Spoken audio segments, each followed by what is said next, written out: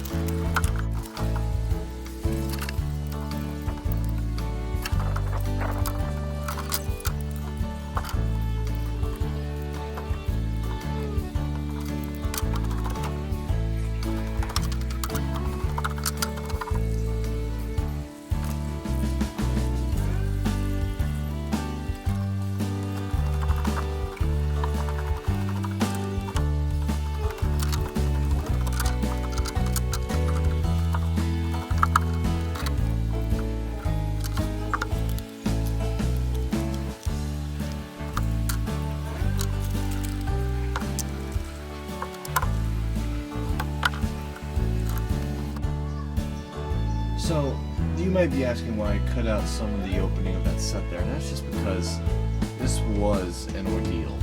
I mean, I had to fight tooth and nail to get this set set up because, especially everything that goes on in there, all that plastic, it was actually kind of difficult to assemble because these directions were almost unreadable. I couldn't even understand what it was trying to tell me. And while I kind of had to use common sense for a lot of it, it did work out in the end, and as you can see there, I do have Thomas, who came with the set out on the track since my first Untitled Thomas. So now what we're going to do is we're going to take a look at the first impression of this set. So why not just start with the box artwork here, and we can see that it's a very colorful, very interesting, it's a very eye-popping package, which is, well done on Mattel's part. And, they did a great job of creating atmosphere in this picture. Here on the back with the island in the back there's Cranky, some action going on there, there's a crane, and all that it includes. It was a very interesting box art, I will say that.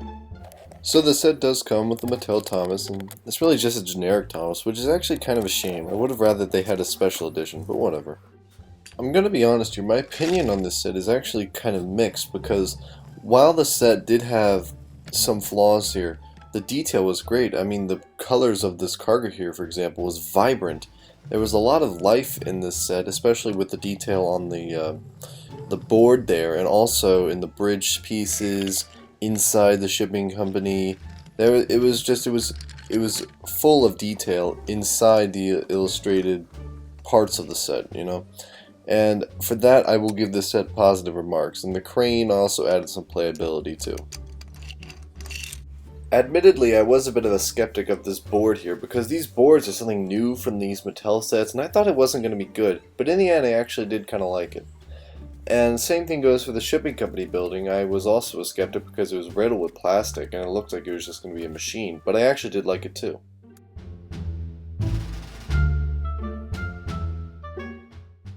For me in this set, there was almost an unhealthy reliance on the use of hands in this set, because you kind of had to use your hands a lot to actually put the cargo into the apparatus that it needed to put it into the engine or into bolstered here. It just seemed like your hand suddenly became a crane, which I didn't really like. Speaking of bolstered, this bolstered for me was probably the worst part of the set.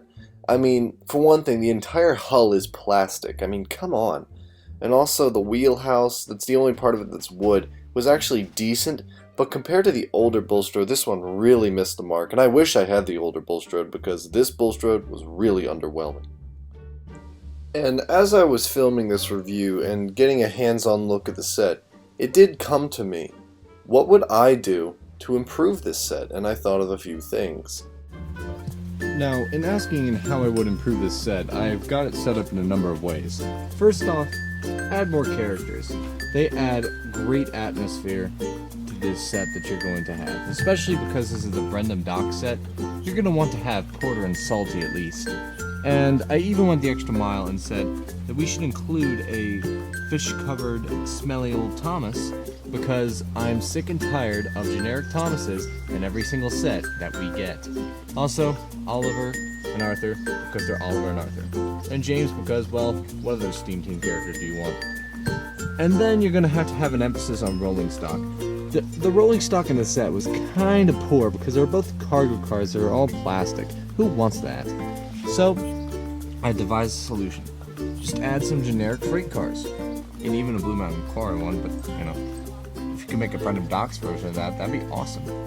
And also, this is a custom I made. You can add troublesome trucks, just generic troublesome trucks, and even troublesome brake pans. Imagine all the possibilities that Mattel has to put actual great-looking rolling stock in their sets, and they haven't done it yet. What a shame. Also, there needs to be an emphasis on people in a set, because people, they kind of keep a railway running, you know, and especially workmen, but also passengers. You gotta have them all. And also, add in a road vehicle. Why not? And because this is the docks, an ocean liner would also help, except not the Titanic because it sank. And here we've got just some extra buildings to put in, a stop and go station, and a special engine shed. Why not? Adds atmosphere. And also Cranky, because it's Cranky. And he works at Brendam Docks. Who could forget that? And also, I think let's expand this set a little bit. I'm going to try and use as much of this track as I can, and I'll show you just what I will do to this set. We'll be right back.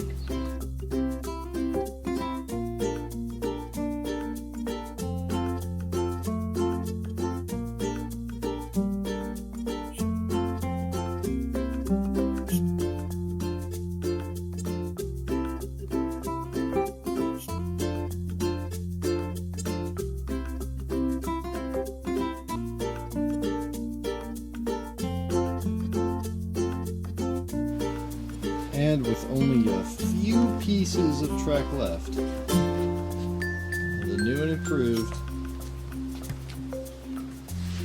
Brendam Bay Shipping Co.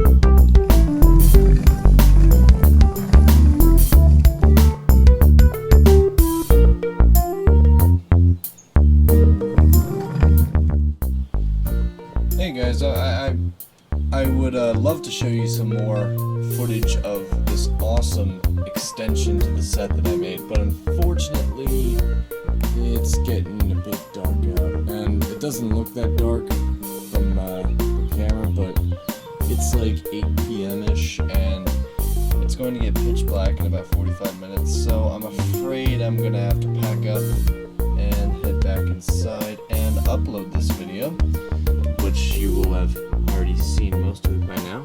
I love how all of it looks in the camera. Anyway, thank you guys for watching. We're almost at 700 subscribers. I can't believe it! And there's a contest coming up, Sad Story of Samson Part 2.